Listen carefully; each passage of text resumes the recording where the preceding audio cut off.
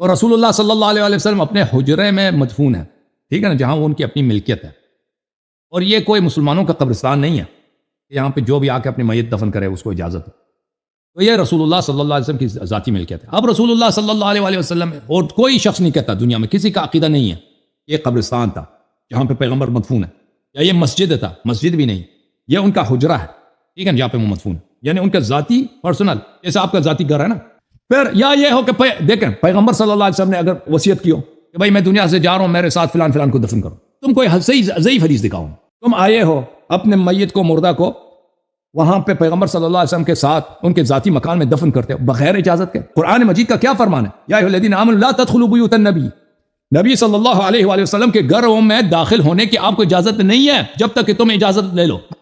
बेलचल लेके आए भाई, उधर जमीन गाड़ रहे हैं, कम अपना इधर मुर्दा दफन कर, किसकी इजाजत से, किसने तुम्हें इजाजत दिया?